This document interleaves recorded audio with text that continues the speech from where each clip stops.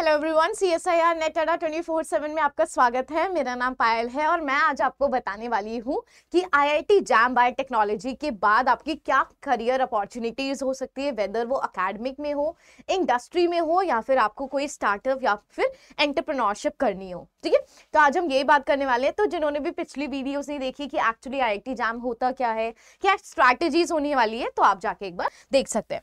और गाइस, अगर आपको कोई भी दिक्कत आती है, कुछ चीज समझ नहीं आ रही है, तो आप मेरे टेलीग्राम से कनेक्ट कर सकते हैं कि मैं आपको इजीली गाइड कर सकूं। और यहाँ पे साथ साथ जो भी मैं चीजें पढ़ाती हूँ, वेदर वो गेट बायोटेक्नोलॉजी हो, गेट लाइफ साइंसेज हो या फिर IIT जैम हो, तो आप यहाँ पे उसके क्विजेस भी अटेंड कर सकते हैं।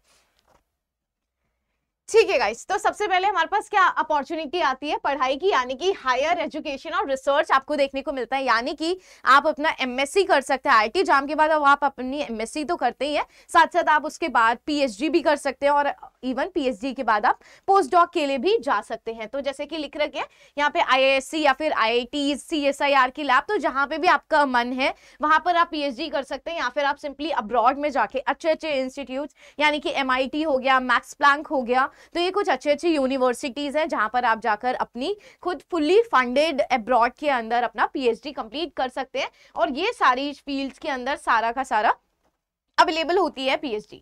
चलिए नेक्स्ट बात करते हैं। और आपके पास क्या देखने को मिलता है, साथ साथ आप MSc और PhD डुअल डिग्री भी कर सकते हैं। अगर आपने IIT जैम करा है क्लियर, तो IISc और डिफरेंट IITs के अंदर MSc और PhD डुअल डिग्री, यानी कि आपको PhD के लिए अलग कहीं जाने की जरूरत नहीं, कोई अलग से एग्जाम देने की जरूरत नहीं। आपका एक IIT जैम के अंदर ही आपका PhD भी हो जाएगा और साथ साथ आपकी MSc भी हो जाएगी। इट्स डिपेंड ऑन यू कि आप किस तरीके से अपने आप को तैयार करना चाहते हैं। अगर आप पढ़ाई करना चाहते हैं तो आई गेस PhD आप लोगों के लिए बेस्ट होगी। तो CSIR UGC नेट का एग्जाम दे सकते हैं, जहां पर आपको JRF फेलोशिप मिलती है, 37,000 प्लस HRA पर मंथ मिलता है। और साथ साथ आप लेक्चररशिप के लिए भी सिंपली जा सकते हैं, यानी कि एज अ असिस्टेंट प्रोफेसर भी आप कर सकते हैं। अब हम बात करते हैं इंडस्ट्री कैरियर, यानी कि सबको पढ़ाई में इंटरेस्ट नहीं होता, कोई कोई तुरंत जॉब करना चाहते हैं, तो इंडस्ट्री में जाने के क्या तरीके हो सकते हैं। तो यहाँ पे R&D साइंटिस्ट हो गया, QC QA एनालिसिस्ट हो गया, और साथ ही साथ क्लिनिकल रिसर्च एनालिसिस की जॉब्स आपके पास डिफरेंट इंडस्ट्रीज के अंदर निकली रहती है। और आफ्टर कोरोना आपने देखा है कि जो बायोटेक्नोलॉजी है वो कितनी तेजी से बूम हुई है, तो आप सिंपली डिफरेंट कंपनीज में जा सकते हैं। और यहाँ पे मोस्टली जो स्किल्स रिक्वायर्ड होती है, आपको सेल कल्चरिंग आनी चाहिए, PCR, ELISA, HPLC, flow cytometry. तो ये कुछ टेक्निक्स है जो कि अगर आपने हैंड्स ऑन कर रखे या फिर आपने सिंपली 1 मंथ का कहीं से ट्रेनिंग कोर्स कर रखा हो जहाँ पे आपने हैंड ऑन एक्सपीरियंस लिया है, तो ये आपके लिए बहुत ज्यादा बेनिफिशियल हो जाता है। साथ साथ आप एग्री बायोटेक्नोलॉजी या फिर फूड टेक्नोलॉजी के अंदर भी वर्क कर सकते हैं। अगर आपने अपनी PhD कंप्लीट कर ली है या फिर आपने अपनी MSc कर ली है, तो as a microbiologist, as a biotechnologist आप सिंपली जॉब कर सकते हैं फूड टेक्नोलॉजी की इंडस्ट्रीज के अंदर। चलिए अब हम बात करते हैं बायोइन्फॉर्मेटिक्स और डेटा साइंस के अंदर भी।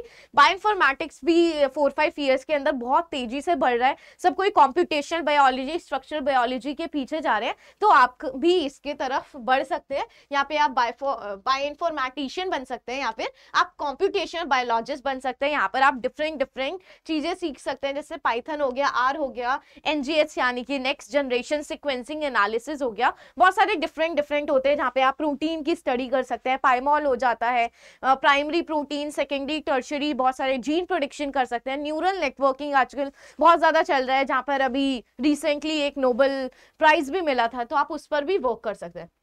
इंडस्ट्रियल बायोटेक्नोलॉजी में भी जा सकते हैं। इवन इंडस्ट्रीज में जो वर्क करना होता है, आप सिंपली एंजाइम की यानी कि जो फर्मेंटेशन इंडस्ट्रीज हैं, तो इनका बहुत बड़ा सर्कल है और बहुत बड़ा रोल भी है हमारे पूरे जीवन के अंदर।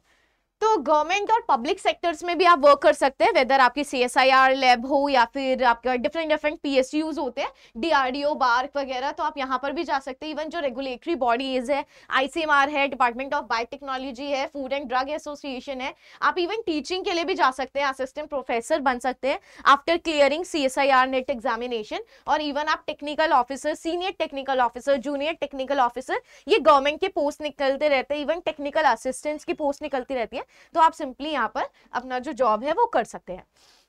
नेक्स्ट आपके पास आ जाता है एंटरप्रेन्योरशिप एंड स्टार्टअप, यानी कि आप खुद का अपना एक स्टार्टअप स्टार्ट कर सकते हैं। एंटरप्रेन्योरशिप कोई आप पीओसी कर सकते हैं, पॉइंट ऑफ केयर टेस्टिंग बना सकते हैं, कोई डायग्नोस्टिक केयर बना सकते हैं, कोई लैब खड़ी कर सकते हैं जहां पर आप खुद पर्सनलाइज, जैसे आपने भारत बायोटेक देखा था, उन्होंने भी एक छोटी सी लैब से स्टार्ट किया, फिर आखिरकार उन्होंने कोविड के अंदर कोवैक्सीन को जनरेट किया। तो आप भी इस तरीके से कुछ चीजें कर सकते हैं। आजकल बायोफ्यूल्स के अंदर बहुत ज्यादा वर्क हो रहा है, डिफरेंट डिफरेंट आप स्टार्टअप्स के अंदर, और इवन ये सारा कुछ जो फंडिंग है वो गवर्नमेंट ही फंड करती है, तो आपको इधर उधर ज्यादा भागने की जरूरत भी नहीं होती। फिर हमारे पास अल्टरनेटिव कैरियर्स आ जाते हैं। तो सबका मन नहीं होता कि वो इंडस्ट्रीज में जाएं या फिर पढ़ाई करें, तो और भी डिफरेंट डिफरेंट कैरियर्स आपके पास आ जाते हैं, जैसे कि science communication and patent law. आप एक पेटेंट एनालिसिस्ट बन सकते हैं, मेडिकल राइटर बन सकते हैं, एक साइंस राइटर बन सकते हैं, यानी कि जिनको भी राइटिंग का शौक है, वो पेपर्स लिखना पसंद करते हैं, तो वो खुद की अपनी फर्म खोल के पेपर को एडिटिंग कर सकते हैं, एज अ एडिटर वर्क कर सकते हैं, और as a patent analysis work कर सकते हैं, कंसल्टिंग या फिर मैनेजमेंट के अंदर जा सकते हैं वाया एमबीए करके। तो आप बिजनेस एनालिसिस्ट का जो रोल है वो सिंपली अदा कर सकते हैं। नेक्स्ट, अब सबकी एक ही चीज होती है कि सैलरी कितनी मिलने वाली है, तो सैलरी एक्सपेक्टेशंस क्या होती है। तो अगर आप R&D यानी कि जो आपका साइंटिस्ट है, तो इनिशियली अगर आप स्टार्ट करते हैं तो 4 to 8 LP होता है, और जैसे जैसे आपका एक्सपीरियंस बढ़ता जाता है, ये प्राइस का जो हाइक है वो बहुत तेजी से बढ़ता चला जाता है। अगर आप PhD होल्डर है, फिर आप इंडस्ट्री के अंदर गए हैं, तो 8 to 15 LP है, और आप अब्रॉड के अंदर अगर वर्क कर रहे हैं PhD और आपने पोस्ट डॉक भी कर लिया साथ साथ, तो $17,000 से लेके $1,20,000 अराउंड भी आपको मिल सकता है। तो अब नेक्स्ट में देख लेते हैं। तो it's totally depend on you guys कि आपको किस तरीके से आगे बढ़ना है, वेदर आपको अकेडमिक पसंद है, इंडस्ट्री पसंद है, या फिर आपको अल्टरनेट कैरियर पसंद है। तो आप जो भी आपको चाहिए आप उस तरह से सिंपली बढ़ सकते हैं। आप अपना स्टार्टअप भी स्टार्ट कर सकते हैं, आप वेदर R&D के अंदर जा सकते हैं, इंडस्ट्री के अंदर वर्क कर सकते हैं, as a technical officer QC QA ऐसा वर्क कर सकते हैं।